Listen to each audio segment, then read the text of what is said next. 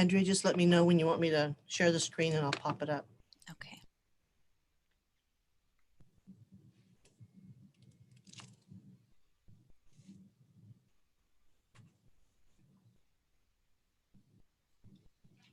Hi, everyone. Welcome to one of our live sessions for our virtual RAM Ready new student welcome event.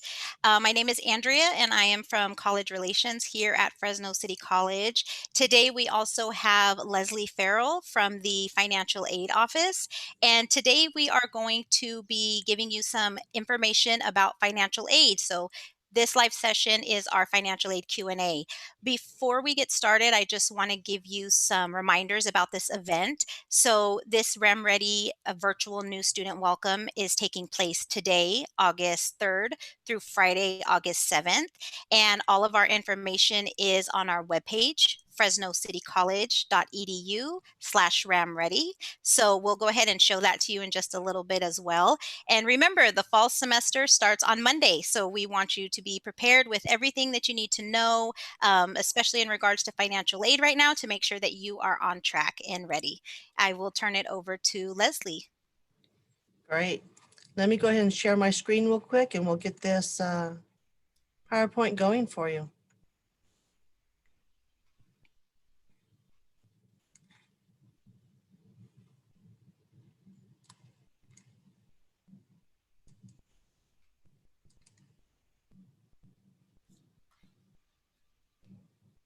Okay, as Andrea said, this is the financial aid presentation for RAM Ready. And what we have right now is we have Andrea with us, and I am Leslie, and Arisbeth is with us as well. And we're going to go over a few things with you, and then we can have some questions and answers at the end.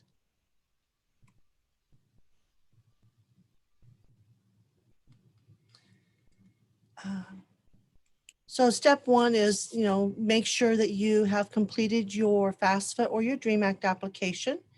Both of those websites are available online. The one for financial aid for the FAFSA is www.fasfa.ed.gov. And then the DREAM Act is the www.dream.csac.ca.gov. Once you complete those two applications, one or the other, and you want to make sure that you check your college email or your web advisor account. When you log into your web advisor, you want to make sure that you go into a screen that looks like this. For your the financial aid section will be for your documents that are missing. If you are missing any documents, you can see here that it will actually say missing, and it will be, you're looking for documents that are missing for 2020-21. Do not concern yourself right now with the 1920 or anything that's older than that. And you want to make sure that you click on the links to go into the proper website to print out those documents. And then you want to get them submitted to the financial aid office. When you do, if you are selected for verification, and that's why you would have documents listed as if you were selected for verification, we have three options for you to return the documents to our office. You can use either the U.S. Postal Service, which is your regular mail, and you're going to address your envelope to Fresno City College Financial Aid Office, 1101 East University, Fresno, California, 93741. Or you can fax the documents to us at 559-499-6024, or you can email them directly to us. You will scan the documents after you download them and fill them out. You're going to scan them and save them as a PDF, and then email them to our email address of financialaidoffice@fresnocitycollege.edu. If you don't have access to printing out your own documents, you can request for them to be mailed to you. So like this says, is if you're unable to print at home, let us know. Remember, they do have to be physically signed. We do not accept electronic signatures. And if you do need to request a document, you can either call us at the 559-442-8245 number, or you can email us at the financial aid office at fresnocitycollege.edu website. We do have fee waivers for students, and then just so you know that a fee waiver is something that is money that is directly sent to the business office to cover your enrollment fees. It comes from the state of California. It is not a grant that is given directly to the student as far as a disbursement goes. It is given to the student, to the campus on the student's behalf to cover the fees. The Pell Grant and the Cal Grant are other forms of awards. These awards are given in 1 to 2 disbursements per semester. Dates will vary depending on your filing completion dates and your disbursement calendar on the financial aid website. And these will be mailed to you as a check, or you can sign up for direct deposit through your self-service and My Portal. Now, if you do decide to do a direct deposit, please allow at least 30 days for that process, because it's not just an immediate sign up for it and it's done. The business office has to be able to acknowledge it. The bank has to be able to acknowledge it. They need to make sure that it's your account with your name and your social security number. And then they also have to then inform the business office that yes, everything matches, and they can then forward the money to them. And then we also have scholarships with the deadlines for fall is March 2nd. So this past March 2nd of 2020 was the deadline for the scholarships that will be passed out for this semester. And that is something that our scholarship office is working on as we speak. They're getting very close to being able to tell the students who is and who isn't eligible for those scholarships. And then in October, these applications will open up again for this following school year for 2021, 2022. So as a first-time college student, especially if you're just graduating high school, there is a grant, a promise grant that is available for students that is set up for students who maybe their parents can't or make too much money in order to be eligible for the regular promise grant. So as first-time college students, they would be eligible for this fall. There's a couple criteria that goes along with it. One is you must be enrolled in a minimum of 12 units each semester at Fresno City College or at any of the campuses within the district. And that could be Reedley, Madera, Clovis, Oakhurst, or us, and it's combined. Complete the free application for federal student aid, which is your FAFSA application, or the California Dream Act application, which is sometimes referred to as CADAA for the undocumented students. Now, these awards will be acknowledged after the third week of class. So they have to be able to confirm that, yes, you are still enrolled in 12 units or more. And the award is also contingent upon the state budget. So if the state budget does not approve this particular award, it will not be able to be given to the students, and the students at that point then would have to pay for their fees. Some of the things that are important for financial aid to remember is if you start out your semester as a full-time student and you happen to drop units, your funding will be adjusted according to how many units you have when it comes time for the second payout time. So if you are begin at 12 units, which is 100%, but you drop down to 9 units, you're only going to receive 75%, and they will make the adjustment on your midway disbursement in end of October, first part of November.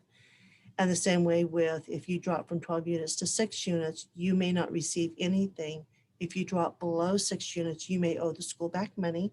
So be very careful as to when you drop your classes, because it can affect your financial aid. Is one of the things that may delay your funding is if you are waitlisted for any class, they're not going to be able to award anything to you or acknowledge it until you're physically starting the class, or if you have a late starting class. So say you're waitlisted for 3 units, it won't be acknowledged until you're physically enrolled in it. or if you have a class that starts in October, they won't acknowledge that until the class begins. Make sure that you are checking your emails on a regular basis, and make sure that you're checking, especially the ones from the financial aid office, because this too can delay your funds being sent to you, especially if you're missing a document or you need to turn in additional information.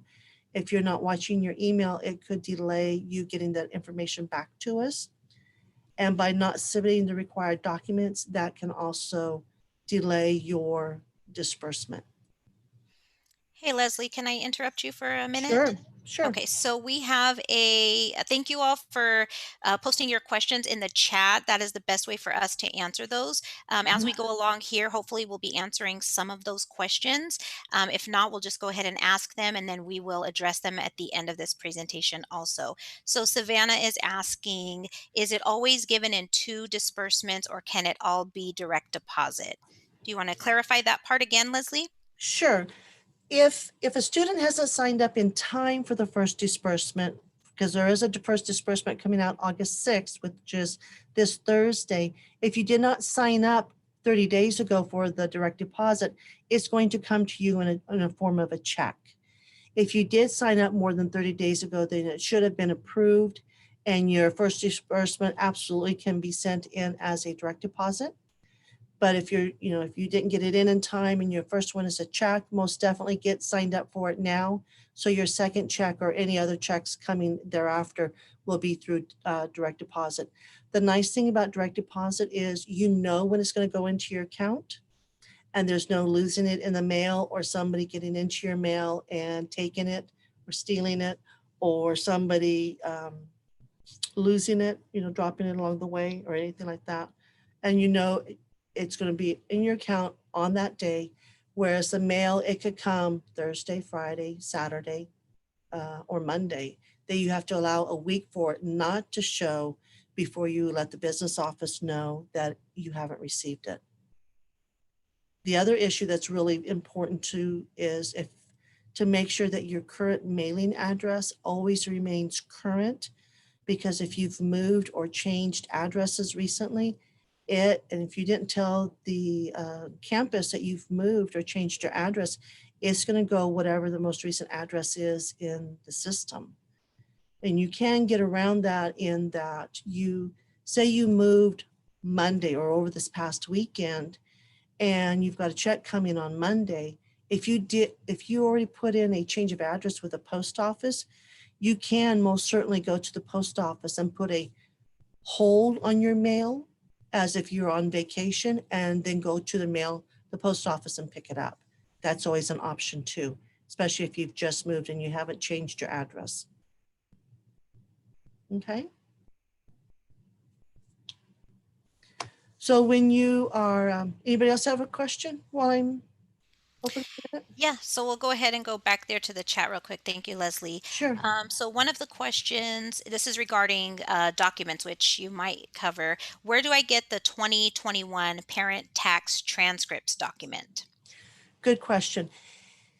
If the parent has a credit card, not a debit card, but a credit card, home loan, student loan, or a car loan that's tied to their Social Security, and this goes the same with the student too, and the phone bill has to be tied to their name and their social, you can go online to irs.gov and request the tax return transcript there. As long as you're able to create an account, it will pop up and release it to you, and you can print it out right then and there. That's also where you can find what's called a wage and income transcript for those that maybe worked in 2018, but not enough to have filed taxes. That's a way of verifying your income for 2018, which is with a wage and income transcript. And then that's how you can get those immediately. Unfortunately, right now, because of the COVID-19 issue, IRS doesn't have a full staff and they are not mailing out those transcripts. So that might be a little difficult for some students. If you had a tax preparer do your taxes for you, you should be able to go back to the tax preparer. They should have given you a copy anyway. But this year and last year, they decided because of some of the things that were closing down, to allow students to physically make a copy of their 2018 federal tax return, their 1040. You can physically make a copy of it, make sure you sign it, and then send that in instead of the tax return transcript. Another option of maybe getting around that issue is when you go into your FAFSA application and it gives you the opportunity to do the link to the IRS. Try that, because if it goes through, that keeps you from having to submit the transcript or submitting your tax return. And because it takes a lot of your information and pushes everything in right away, which is great. Um, and that kind of leads me to my next question, Leslie. So one of the other, oh, I think we might have answered it for you, Brandy.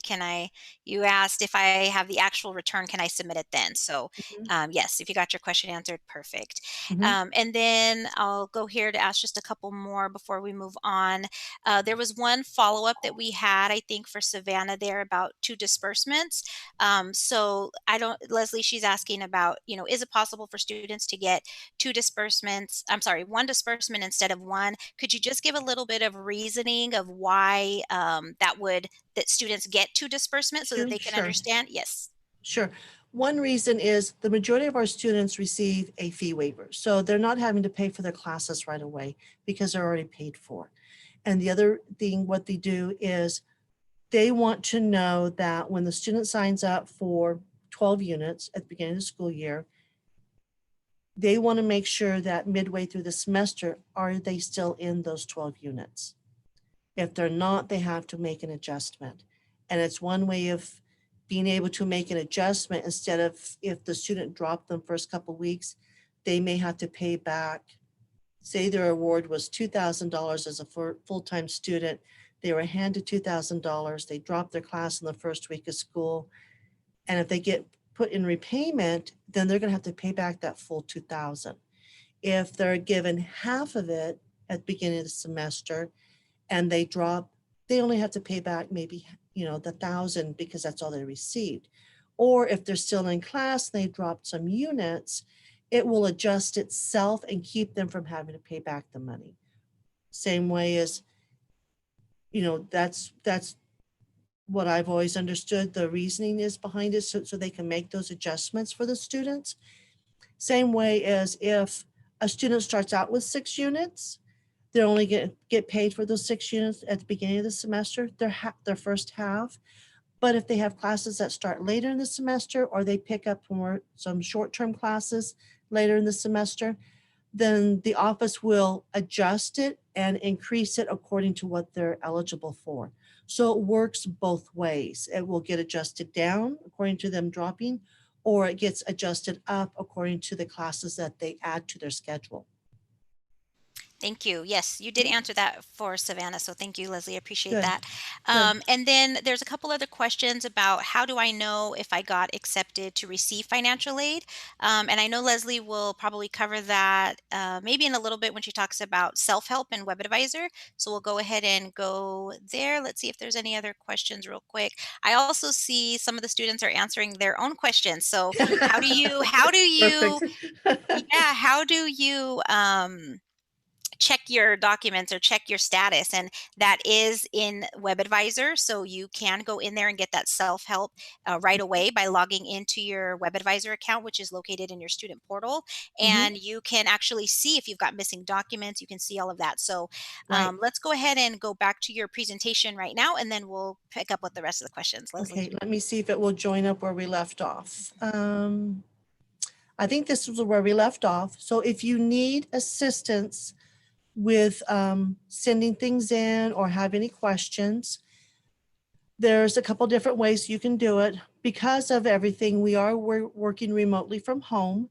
We do have staff that pops into the office occasionally 2 or 3 times a week to manage the physical incoming mail and to, if you need documents mailed out, then the staff then will make sure that those get mailed out as soon as possible. If you have any questions, you can contact us through our phone number, which is 559-442-8245. We do have 4 lines that come into the office, but for sometimes every once in a while, instead of it rolling over to a voicemail saying, hey, leave us a message, it may give you a message saying phone number is not available. It's because the system is extremely busy. Just keep trying to get through. And then our computer lab, normally you would find me in LI 123. This last year we did have some remodeling going on and we were put into LI 118. I've been told that our remodeling portion is supposed to be done. So I can't wait to get back over there and see what it looks like and see everybody over there. But you can also check your web advisor and check the website for assistance. And then, like I said, if you do have questions, you can either send them through the call or you can do them through the um, Can email you we have available. and Leslie, can you go ahead and share your screen and just have that slide up for a quick And second? can you see the screen right now? Not yet. You cannot. Okay, let me see if it's not coming through. And you don't see that then either, right?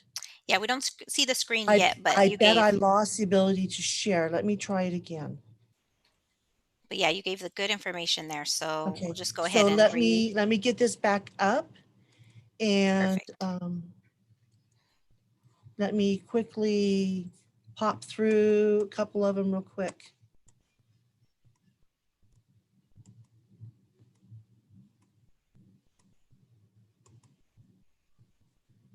Did we discuss? I think we missed one. So I'm going to back up just a tad bit. We discussed the units and things that would affect your financial aid. The next slide actually was another portion that could affect your financial aid was your satisfactory academic progress. And some students don't understand that these are cumulative identifiers that we have to look at. We look at your GPA and it has to maintain 2.0 or better, and you have to successfully complete 67% of your units that you've attempted. And both of these numbers are cumulative. So from day one, when you start here, you have to maintain this.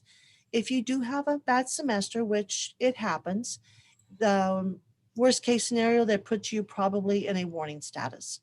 If you have another semester that is below standards, you run the risk of being put in a disqualified status. Now, it's not the end of the world. You can petition to regain it. It is a process. You would have to explain why you didn't do very well. Sometimes it's due through unforeseen circumstances, maybe a death in the family or an illness, or where you yourself maybe were hospitalized or something like that, or you're having to care for a loved one.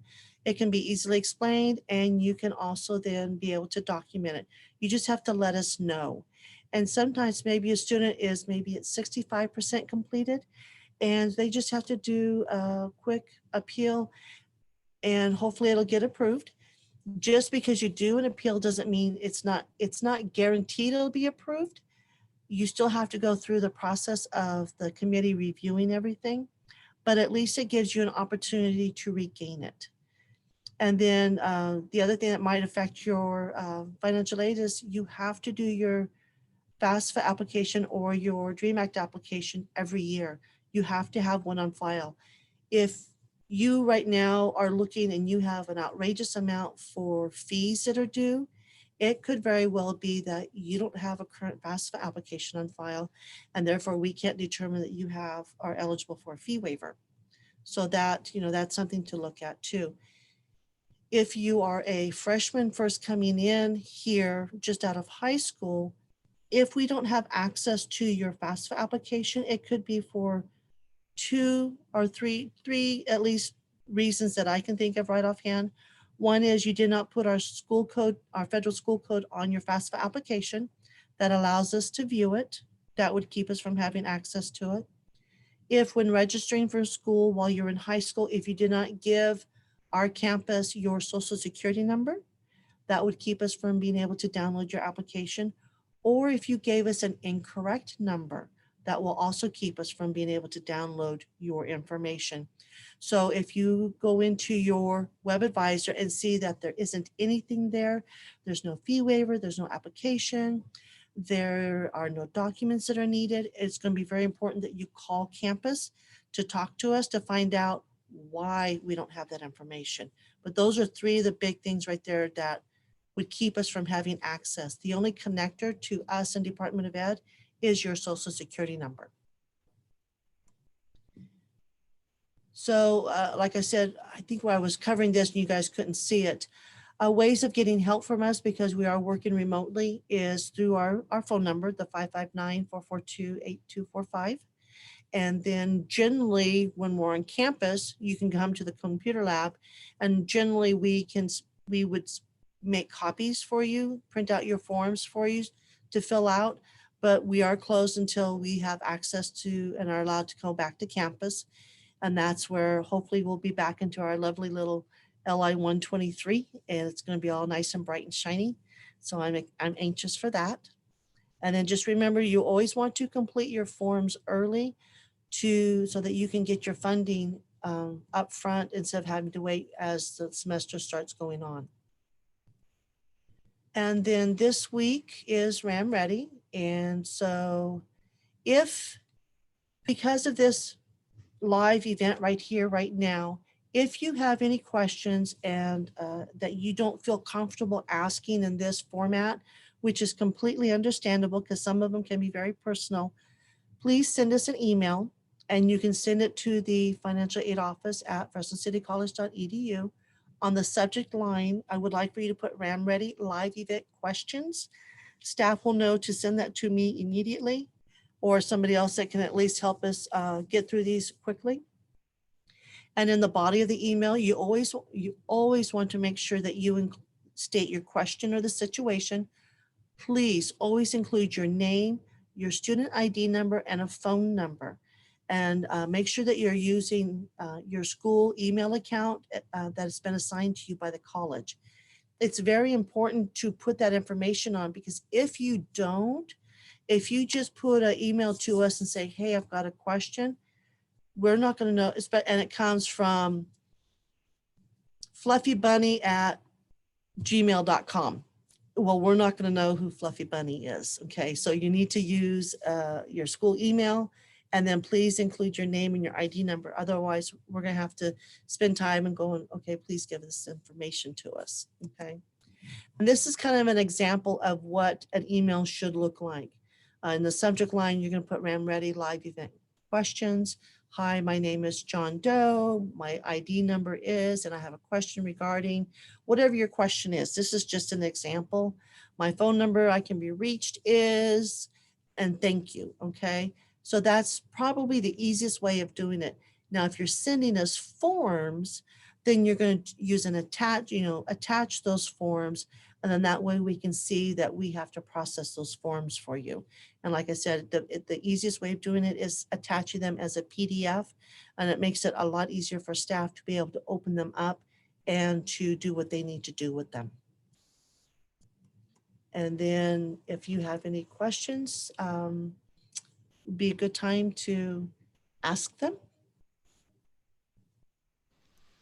Yes, we do. We have quite a few questions coming in, Leslie. Good. So, and like I said, these students are also answering each other's questions. So I really appreciate that. Okay.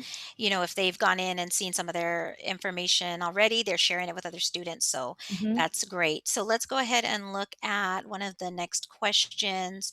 Um, if I completed my FAFSA but originally had a different school and recently changed to Fresno City, will that delay my financial aid? It can, in that one, you're going to want to send official transcripts from your previous college over to admissions and records, and then let us know that it's there because we will have to have it evaluated to see what you have attempted and or completed over there. And you're going to want to make sure that you put our school code number on the FAFSA so we have access to it.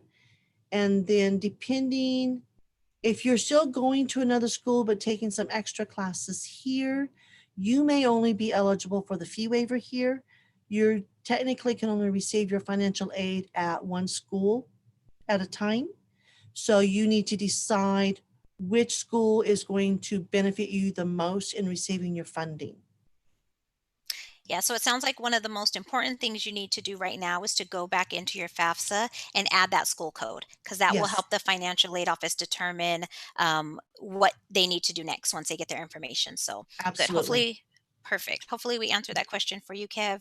And then I have another student asking, how do scholarships work? They receive some, they want to know if it goes straight to them. How do scholarships work? If it's one of the scholarships here on campus, they will it's going to be a little different this year. Normally we have an event for the student to come meet the donors. That way the donor gets to know you as the recipient, you as a recipient get to know who your donors are, and it's a way to communicate and get to know each other. Um, a check is generally handed out right then and there at the event, but this year's going to be a little different. So my guess is they're probably just going to mail the check to the student. There are some that are strictly a bookstore award. So the funding would go to the bookstore, and then the student then would be allowed to purchase their supplies and their books only. It's not for um, frivolous things, like if, coffee cup or sunglasses or candy or something like that. But it is for their supplies. It is for whatever it is that they need to get their classes successfully handled. If it's an outside scholarship, say Lions Club has given you a scholarship, a lot of times the outside donors will put the name of the college and the student's name on it. They will give it to the student. However, the student needs to submit it to the school. The school then has to sign off on it, and then they return it back to the student. Thank you. Mhm. And another question that we have from Priscilla, her financial aid says that she is missing her terms of agreement, number 8, and other ones. Is it too late to turn in those forms? I think you talked about turning in forms and how those forms need to be turned in. Can you just recap that, what you went over? Sure, sure. If your file only shows terms of agreement, is that is truly the only form that's requesting, that form within itself will not keep your file from being complete. It will not keep you from receiving your funding. That form just in itself is to give you as a student the information as to your responsibilities to understanding of your financial aid. So it's not going to keep you from receiving your financial aid. If there's other forms that go along with it, absolutely print all of the forms that they're asking in your web advisor, not on our list in our website, but strictly the ones that are in the web advisor. Print those out, sign them, get them filled out. If your parents need to sign, they need to sign their forms. You need to sign your forms. And then you have the three options of getting everything back to us. Do not send them piece by piece, send them all together because we won't accept them piece by piece. They have to be all together before they finish out being able to determine your eligibility. And there again, you can either physically mail them to the office using the US Postal, you can fax them, or you can scan them as a PDF and attach them to our email account, the Financial Aid Office at fresnocitycollege.edu. Thank you. You're Yes, welcome. and that's there was a couple of questions that were similar like that, and then I think Alex says that he sent them through email but hasn't had a response. So, I think everyone's doing their best to try to get back to each student in a reasonable amount of time. But this is why we wanted to point this out is for this week. If you put RAM Ready question in the subject line of your emails, a staff member will get back to you as soon as possible. So, Alex, this is a great opportunity for you to follow up on that if you have not heard anything yet. Right. And keep in mind, because we are working from home, when you walk into the office, your documents are taken right then and there and they're handled right then and there. And it's determined whether or not we need to do a correction for the student, or if the person can finish their file and their file is complete right then and there. when you're having to send it in to us, you've got now the postal service involved. Now it's going to take 2 or 3 days for them to send it to us. Our mail room has limited hours, and our staff coming into our office has limited hours. So that is going to delay it being processed as well. Fax and scanning and attaching to the email is quicker. However, by the time we still have to do a process of receiving them, documenting them, forwarding it on to staff member. Staff member needs to make sure that everything is complete. If it requires a correction, we have to do the correction. So it can maybe take sometimes 8 to 10 days from the time that you've sent it to us receiving it to us being able to finish your file. So it is going to take a little bit longer to get this completed for you. That's why it's so important to watch your emails and watch your web advisor for this information. Yes. There is another question that came in. Is Pell Grant and Cal Grant going to be sent separately? Do you want to touch on kind of the differences between those, Leslie, and maybe how students can access that information on their own through Web Advisor, how they would see their award letter? Sure. Pell Grant is federal, and the federal money is generally the one that comes out first, and it will come generally depending on the student's file, it can come the week before. We do have some students going to receive it this Thursday. Some will receive it the week of the first week of school on the 13th, I believe. And then there will be another one in August. So they have one set up for the Pell Grant.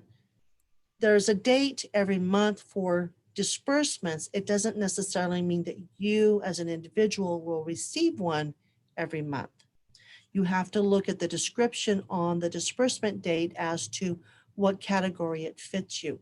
Generally, your Pell Grant is given in two disbursements, one at the beginning of the semester and one midway through. Now, if a student doesn't get their paperwork done until the midway point, then they would get all their money at one time. Cal Grant is state, and in their disbursement generally doesn't happen until September. So it is a little bit pushed back just a little bit because the accessibility of funds and verifying that is a little bit different. So everything always hinges on the availability of the funds from the government, whichever government's sending it to us. And then we have our different disbursement dates. Now, the Cal Grant generally is given in one disbursement per semester, where the Pell Grant is given twice a semester. Thank you. And then we had another question about a counselor. So this might be in response to the or pertaining to the counselors in financial aid or maybe academic counselor, but we'll go ahead and ask Sure. Savannah's question. How do I meet with a counselor to plan out the next 2 years of my student education plan? Are there specific counselors for that? So I'm going to let Leslie answer on the part of the financial aid counselor, if that's the route you need to go, and then we'll generally answer for the counseling aspect of that. Sure. If you're meeting with our counselor, we do have a counselor in financial aid, and he will go over your file as far as your financial aid status is concerned. He may touch a little bit on your classes, what you need to take. If you're missing a couple things, you may need to consider taking this versus that. Maybe English 1A, most students do need the English 1A, especially if they're going to transfer, but maybe they're not on the right path, or maybe they forgot to take a class. He will look at your educational plan and make sure it's complete. But generally, when you meet with our counselor, it's because you may be in a warning status or a disqualified status. And he then will say, yes, you need to do an appeal, or he can advise you to do better for a semester and then request an appeal. Maybe it would be better for you to show a better progress before you step into the appeal world, so to speak. As far as the academic portion goes, you would really want to speak to a counselor and get your uh, student educational plan done. And yes, get the, what does the C stand for? I always forget The what it stands. comprehensive plan. Thank you. I always want to say cumulative, but it's not Mhm. that, it's comprehensive. You want to have the comprehensive plan in front of you for multiple reasons. One, you can see what you have that you have to do. Also, say, for example, for this semester, your counselor has put down that they want you to take History 12 this semester, but they're all booked, that you can't get into one. Well, if you look at spring semester, maybe it has Geography 7 that you also need.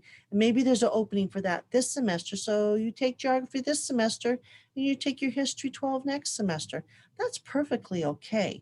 There are some things that you want to take sooner than later. Your English 1A, I would say you would want to take that first and foremost because all your term papers are going to be based around your English.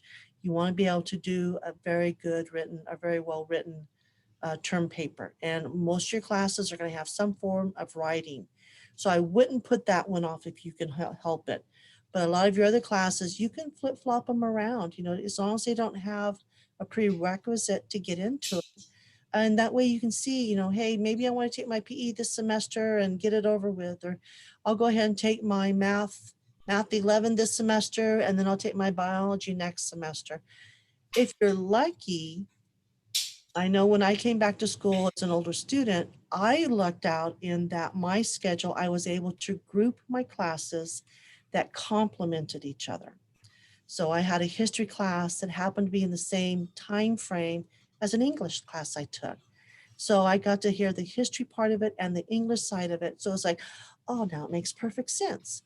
So, there's that aspect of it too, to see if you can combine different classes. So Yeah. that's why it's good to speak with your counselor, get the comprehensive plan, and then you can make your decisions based on what's available. Yes. So hopefully that answered your question, Savannah. If it is for a reason like disqualification or warning status or anything like that, you would probably see your financial aid counselor. If Mhm, not, you should be able to just see a general counselor, somebody assigned to your team, particularly related to the major that you're pursuing here. mhm. So we did have another question coming in. Will the FAFSA financial aid be good until the end of our first college year? And do we have to do another financial aid application for our second year? So I think you talked about that renewing. Can you just recap that, Leslie?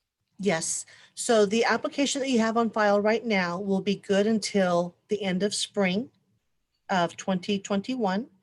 Come October, which is 2 months away, the application will open up for next school year, 2021-2022. And you will use your 2019 tax information for that application. And yes, it's always good to get them done as soon as possible. And keep in mind that there's always that March 2nd deadline. So you want to get it done before then. But yes, you do have to renew it once a year for the upcoming school year. Um, And that's a school year once a year, not a calendar year. You have to keep in mind that the applications reflect school year, not the calendar year. and when you talked about the tax returns that you're using, one question is asking, is there a reason why you use the 2018 tax return? So can you just kind of explain how students turn how we determine their Why? financial aid? So in the past, what they would do is if you turned in the past, you're doing a 2021 financial aid application, they used to would ask for the 2019 taxes. And then the application opened up in January. Well, in all reality, nobody had any information to do their taxes January 1st. They always had to wait till January 31st to get their W-2s, to do their application, to do their taxes, to do everything. So what the government did was they pushed it back till October, opening up the application in October. So instead of January of, say, 2020, they pushed it to October 2019, and they pushed the tax back 2 years. That way, there was a guarantee that the majority of the people would have their taxes done and be able to acknowledge that, yes, this is my income for 2018, for my 2021 application. Now, keep in mind, if your financial situation has dropped dramatically, say off your first go around of doing your application of 2018 or your 2020-21 application off your 18 taxes, and you're not making that income, you weren't eligible because of your income, and now your income has dropped dramatically because of everything going on. we can revisit it and reevaluate it according to your 2019 tax information and your current income that you've earned up until this point for this year. So there is always that option too. So it gives a little bit broader window, wider window open for us to interpret your financial eligibility. And I think that's important just to know for students if something is not, you have to turn in your documents and it's your circumstances have changed, you really want to get in touch with the financial aid office and you want to ask that. So if you Yes. don't ask questions, you might think you're not, eligible to get funding. And we definitely don't want you to think that. We want you to view your package and see everything that you're eligible for. Mhm. So you really just want to make sure that you stay in touch with the financial aid office when circumstances change. That way they can help you. I did get another question that I wanted to ask here. Let's see. Because this goes back to, I think, the financial aid lab. We're working remotely from home. We don't have in person help. So, how do students get the help that they received when we were on campus? One of the questions from Anai is, if I need help on filling out my financial aid documents, where can I receive help? Is there any help available right now for students? Leslie, what would you recommend? I would recommend either sending an email asking for an appointment or calling in and asking for the help. If it will probably be directed to me because I'm the one that usually works in the lab. If I can make an appointment with you, that may take, 15, 20 minutes, half hour to work you through some of the hard parts. Absolutely. If I find that it's something that you may have to contact Department of Ed for, if you're having a hard time getting into your application because you can't retrieve your FSA user ID and password, you may have to call them directly yourself to have them assist you. And our general staff that answers the phones, they should be able to answer some questions right away for you. They can maybe say, I don't know, ask you what your problem is and maybe give you a quick answer and you can go, oh yeah, that's what I need to do, and then you can move on. So it all depends on what the situation is, but I would definitely call and ask to speak to someone about it or send an email asking to speak to someone about it. Thank you. Mhm. And then let's go to Ole's question. This kind of goes back to the self-help that we talked about in Web Mhm. Advisor. So when you are looking at this over the weekend or you're looking at it and there's not a staff member, you have a lot of resources available to you as students to see that information on your own time. So making sure that you get into Web Advisor and look at that. So Ole's question is, I see in Web Advisor my award letter, but on self-service, it says it's still processing. Does that mean anything? So let's talk about the kind of differences shortly, not to overwhelm them, but the differences between what they see in Web Advisor and maybe what they'll see in self-service. I recently discovered through conversations on the phones with students that there is a difference. I did bring it to the manager's attention that what students are seeing in their self-help is different. It's saying that the file still needs to be reviewed. I would I would judge your information off of the web advisor. Look there to see if you have an award letter there and look there to see if you have any missing documents. If everything's there showing that you've got your Pell Grant, you've got your fee waiver, there's no documents missing, I would say you're good and ready to go. If there isn't anything there and your self-help says needing to review, most definitely call into the office to verify if there's a situation that needs to be clarified. Maybe you're missing your social security number. We don't have that information. Yes. I would go So to the web advisor before the self-help side. yeah. So you will learn a lot as students about what's available to you in your portal and your web advisor account. Self-service, you may use that for fee payments or looking at things that you might owe, whereas your award letter, you're going to be looking in your web advisor financial aid portion. So like Leslie said, if you have submitted all of your documents and your file is complete, when you click on the icon that says my documents, it will say there's nothing missing. Or does it say your file is complete, Leslie, or does it just say no missing documents? If if you look under my documents and you had missing documents and now they're showing received, your file should be complete. It's just Perfect. a matter of them posting the award into your account.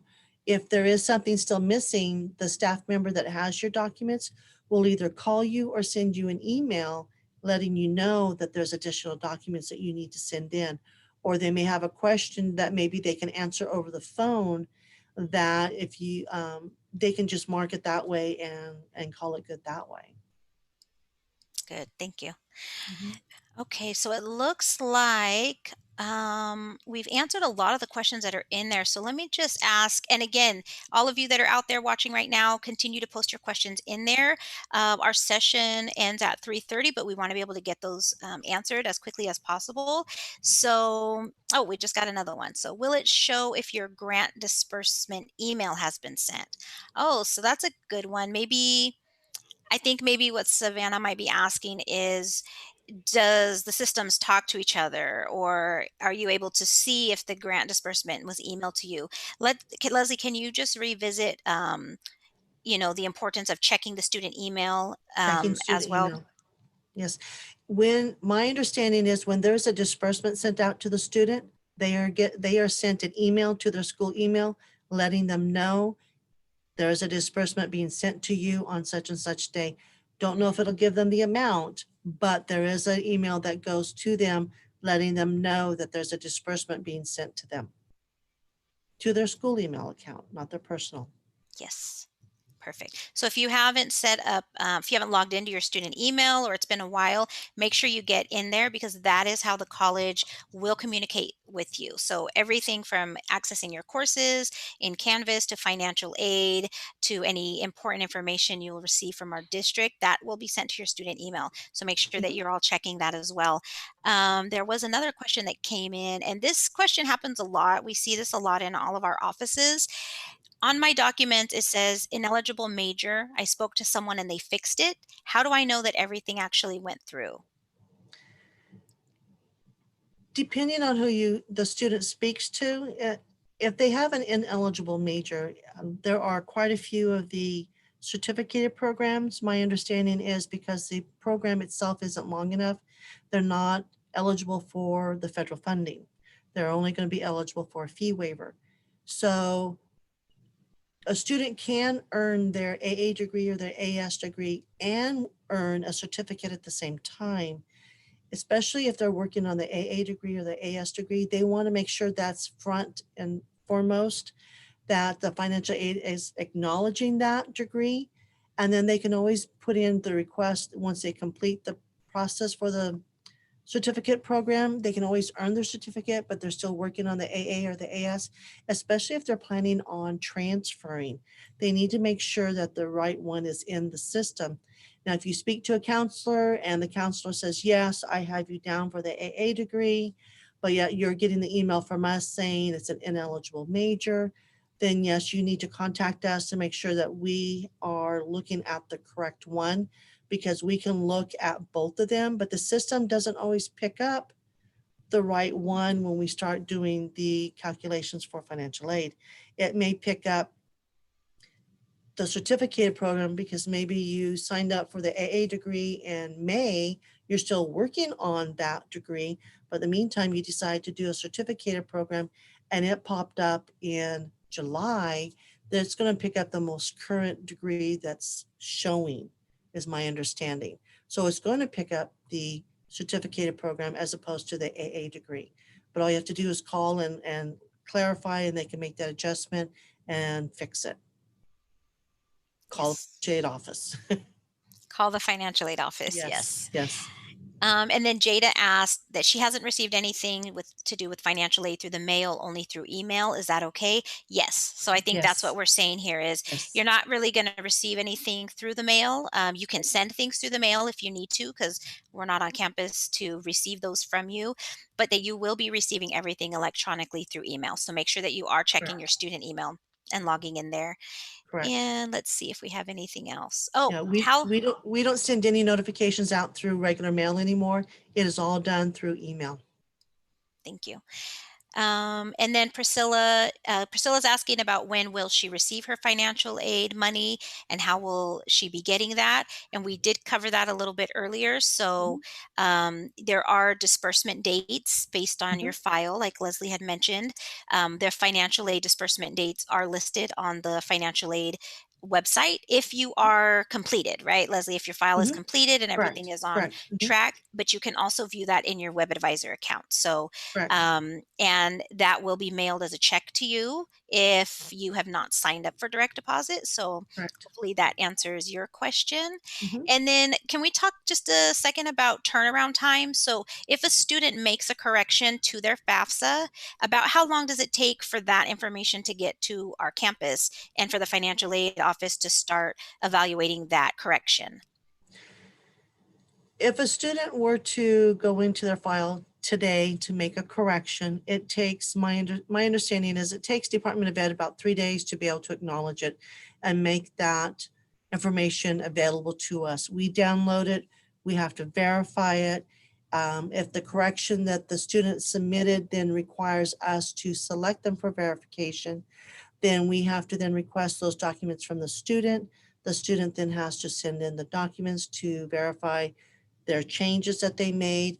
Then once we receive it, if it's all um, compares and is accurate according to the changes they made on their FAFSA application with the documents that they sent in, their file should be able to be completed and then go forward for funding as long as they're eligible for funding. If, however, the documents, they made their changes online, and we've sent them documents to complete, now if there's a difference, then we have to go by the documents that they sent us. We then go into the system and make that change according to the documents they sent us. And then we have to wait for the confirmation of the changes we have submitted to come back to us saying, yes, the changes that were made through the verification documents are being acknowledged. And then we have to do it. So it can take maybe a couple weeks for correction to go through. There's little bits and pieces to everything that we do. So it can maybe take sometimes 2 to 3 weeks for it to be acknowledged. And then you have to look at the disbursement date. So if you've missed the cutoff for the disbursement date, because the cutoff is 10 days before the disbursement date. So if you fall within that, 5 or 6 days before the disbursement date, it's not going to happen. So if you finished, for example, if you finished your file today and everything's good and you're set and ready to go, you will not receive your funding this Thursday. Those checks have already been processed as of Monday of last week. So you'll have to wait for the 10-day before the next disbursement date. And even next Thursdays, I think today's the cutoff for next Thursday. So if it's not complete by today, or it could have been last Friday, I'm not sure. You're not going to get a disbursement on the 13th either. It'll be the next one. And that's only if you're eligible. Yes. Thank you. This is a question coming in from Natalie. Does she need to keep receipts of everything she buys with FAFSA, scholarships, and grants? So um, I think we are probably talking about educational things that she bought, educational things with her receipts. But will you go ahead and answer that, Leslie? Do students need to keep receipts for anything that they're purchasing for school? I would keep the receipts only for tax purposes, so that if you're going to an accountant, he wants to know exactly what you spent on books or what your costs were or anything like that. That's why I would keep the receipts. As far as needing them to verify with Department of Education that they handed you $1,000 for school, did you spend the full 1,000 on school? No, they're not going to ask for those receipts. Understand you need to be responsible with your funding and use it for school. Are you going to have some money left over? More than likely. But remember, it's for your books, your supplies. Um, in the past, I would say if you're on campus and you're in between classes and you need to get something to eat, go get something to eat, feed the brain, keep it, you've got to feed the brain and the body to be successful in school. Is the money there for you to take a trip to the Bahamas or someplace? No. So it's for school purposes. Do you need a new computer? Sure, go get a new computer. Do you need to get a printer and some ink and paper to go along with that printer and everything else? Absolutely, then go get it. So is it to go purchase a new car? No. Mhm. So Yes. spend it wisely. Spend it. Yes. So, thank you, Leslie. We really You're appreciate the welcome. time that you Absolutely. and your staff have taken out to answer these questions. We will end promptly at 3:30, Mhm. so we just want to make sure that we let you all know that this is one of the live sessions for Ram Ready. So, continue going through your Ram Ready presentation. Remember Mhm. that is on our webpage. Actually, Leslie, can you bring your PowerPoint back up? You share Let me see if I can get back I into know it. we've got like 1 minute left here. We wanna be, Yeah. It, mindful of everybody's time. yeah, it jumped to the beginning. Let me see. We have one. Perfect. One more, the last slide after that. Yeah, let me see if I can do it. Awesome. There we go. So Can you see it? that's it. Yep. So Perfect. Perfect. visit our RamReady webpage for all of the virtual event information. Remember, this is for new students. We want you all to be ready for your first semester, answering all of these questions that we get from new students. If you haven't signed up, you can do it on there, and then check your email daily, and that's going to go to your student email. Mhm. And we are just coming up about the end of the session. So remember, email financial aid those questions. Put Ram Ready question in your header, and Mhm. somebody from financial aid will respond to you Yes. within the next day or so. So, thank you all for your time. We really appreciate it. Good luck on your first semester. Remember, it starts on Monday, August 10th. Okay. So, be prepared. Have Great. a good semester. Thank you.